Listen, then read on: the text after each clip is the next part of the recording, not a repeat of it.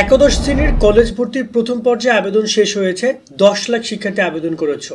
কখন, কিভাবে, কোন নিয়মে সবার আগে তোমার রেজাল্ট দেখতে পারবা, আজকের ভিডিওতে আমরা সেই বিষয়গুলো তোমাদেরকে জানাবো। কারণ রেজাল্ট প্রকাশের সময় নিয়ে আমরা এটা শুনতে পাচ্ছি যে ওই সময় প্রকাশ করবে, কিন্তু আমি জানি তার আগে ফলাফল প্রকাশ করবে। যে মাধ্যমে তোমরা ফলাফলগুলো দেখতে পাবে সেটাও তোমাদেরকে আমরা আজকে জানাবো। তোমাদের একাদশ ভর্তিতে আবেদন করেছো তোমরা 10,75,000 কম বেশি শিক্ষার্থী।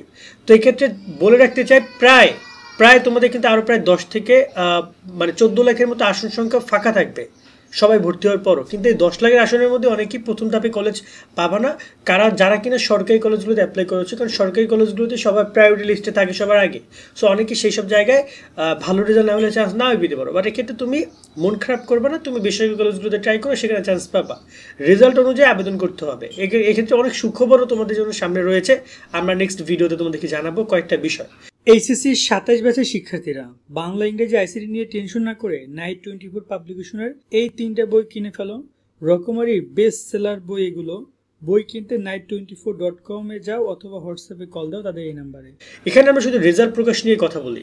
দেখো, রেজাল্ট প্রকাশ হচ্ছে তোমাদের সবার জন্য শুভকামনা রইল, সবাই ভালো কলেজ পাও। ভালো কলেজ নিয়ে অনেকে কথা বলে যে ভালো কলেজ অত দরকার নাই, আমরা খারাপ কলেজ থেকেও ভালো রেজাল্ট করে ভালো ভালো জায়গায় গেছি। ঠিক আছে, গেছেন আপনি। এখন বর্তমান দিন দুনিয়া অনেক চেঞ্জ হয়েছে। একটা ভালো কলেজ তোমার যাত্রাকে অনেক ভালো করবে, শুভ করবে, তোমার সহজ করে দিবে। টিচাররা যদি ভালো হয়, তোমাকে একটা টপিক যদি ভালোভাবে বুঝে দেয়, তোমার প্রাইভেট পড়ার দরকার হবে না, এক্সট্রা কোথাও যেতে হচ্ছে না।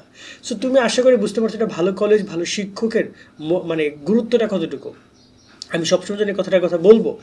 এখন এই জায়গায় যদি বলি রেজাল্ট কবে কি প্রকাশ করবে, তোমরা দেখতে পাচ্ছ আমি অলরেডি ভর্তি সিস্টেম ওয়েবসাইটে রয়েছে। এখানে লগ ইন অপশন যখন আমরা ক্লিক করি, এখানে বলে দিচ্ছে তারা যে এখানে বলা হয়েছে 2025-26 শিক্ষাবর্ষে একাদশ শ্রেণীর অনলাইন আবেদন ভর্তির লক্ষ্যে প্রথম পর্যায়ে প্রাথমিক আবেদন 15 আগস্ট শুক্রবার রাত 8টা পর্যন্ত শেষ হয়েছে।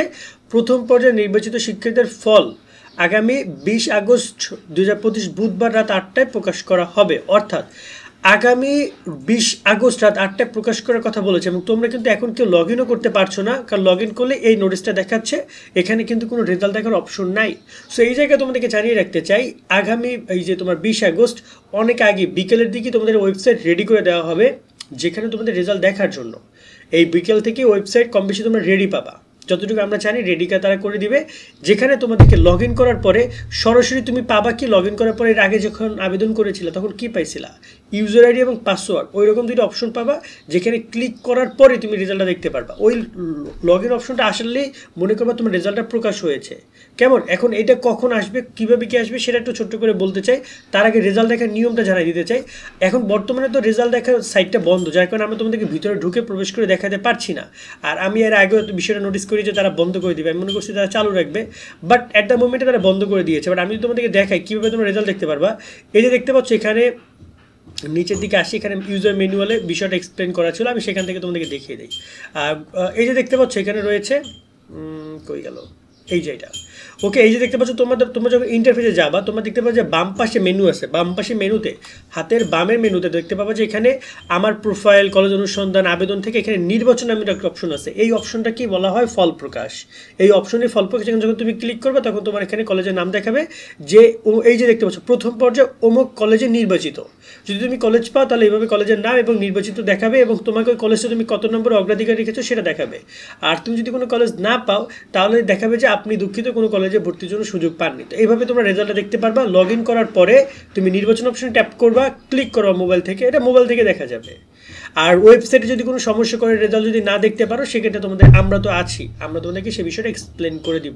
প্যারা খাইও না, যে কোনো সমস্যার সমাধান সুমন ভাই তোমাদেরকে দিবে। এখন রেজাল্ট কয়টায় প্রকাশ করবে যদি বলি, রেজাল্ট 8টার দিকে প্রকাশ করার কথা, কিন্তু গত বছর 8টার দিকে প্রকাশ করার কথা হলো 6:30 7টার মধ্যে আমরা রেজাল্ট দেখতে পেয়েছি ওয়েবসাইটে গত বছর। এবার তোমাদের এসএসসি রেজাল্টও তোমরা দেখছো যে প্রকাশ করার কথা 2টা, কিন্তু অনেক সময় আমরা 1:30টার দিকেও রেজাল্ট দেখতে পেয়েছি। সো ওয়েবসাইট তারা এটা আপলোড করে আমাদেরকে দিয়ে দিবে। এক্ষেত্রে যখনই রেজাল্ট প্রকাশ হয়ে যাবে আমরা তোমাদেরকে এটা জানিয়ে দিব যে রেজাল্ট প্রকাশ হচ্ছে, তোমরা দেখে নাও। ঠিক আছে, সেক্ষেত্রে আমাদের সাথে যুক্ত থাকো। আর যারা অভিভাবক আছেন, যারা স্টুডেন্টদের গার্জিয়ান আছেন, তারাও এখান থেকে ইউজার আইডি এবং পাসওয়ার্ডের মাধ্যমে রেজাল্ট দেখতে পারবেন। লগ ইন অপশনে ক্লিক করার পরে ইউজার আইডি পাসওয়ার্ড চাইবে, দিয়ে রেজাল্টটা দেখে নেবেন। কেমন সবাই? এবং আবারও বলতেছি, এই রেজাল্ট দেখার জন্য তোমাদের ইউজার আইডি পাসওয়ার্ড কোথাও শেয়ার করবা না। ইউজার আইডি শেয়ার করতে পারো, ইউজার আইডি মানে তোমার রেজিস্ট্রেশন কার্ড, বাট পাসওয়ার্ডটা কোথাও শেয়ার করা যাবে না। যদি এই পাসওয়ার্ড শেয়ার করো তাহলে কিন্তু সে তোমার এই পাসওয়ার্ড দিয়ে তোমার যা ইচ্ছে তাই করতে পারে তোমার প্রোফাইলে, সেক্ষেত্রে এই জিনিসটা করা যাবে না। কেমন? আজকের মতো ভিডিও এখানে শেষ করছি তথ্যগুলো দেওয়ার মাধ্যমে। সকলে অনেক অনেক ভালো থাকবে। আল্লাহ হাফেজ।